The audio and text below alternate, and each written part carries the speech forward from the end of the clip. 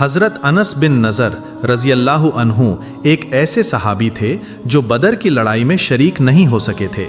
انہیں اس بات کا گہرا صدمہ تھا۔ وہ اکثر اپنے نفس کو ملامت کرتے رہتے تھے کہ اسلام کی پہلی عظیم الشان لڑائی ہوئی اور تو اس میں شریک نہ ہو سکا۔ ان کی دلی تمنا تھی کہ کوئی دوسری لڑائی ہو تو میں اپنے حوصلے پورے کروں۔ اتفاق سے احد کی لڑائی پیش آ گئی اور اس بار انہوں نے بڑی بہادری اور دلیری سے حصہ لیا۔ احد کی لڑائی میں شروع میں تو مسلمانوں کو فتح ملی، لیکن آخر میں ایک غلطی کی وجہ سے مسلمانوں کو شکست ہوئی۔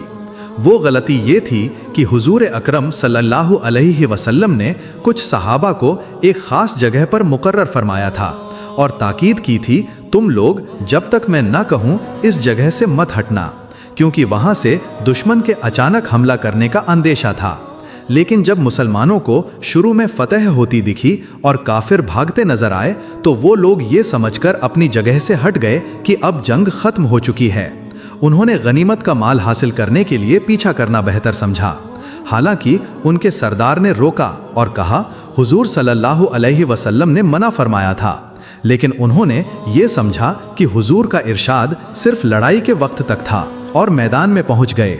ادھر بھاگتے ہوئے کافروں نے جب وہ جگہ خالی دیکھی تو پیچھے سے حملہ کر دیا۔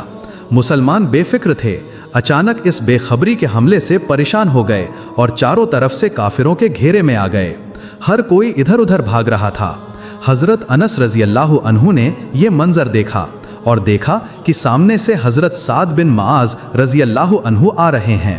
انہوں نے پکار کر کہا، اے سعد، کہاں جا رہے ہو؟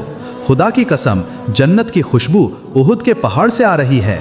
یہ کہہ کر تلوار ہاتھ میں تھی ہی کافروں کی بھیڑ میں گھس گئے اور تب تک نہیں لوٹے جب تک شہید نہیں ہو گئے۔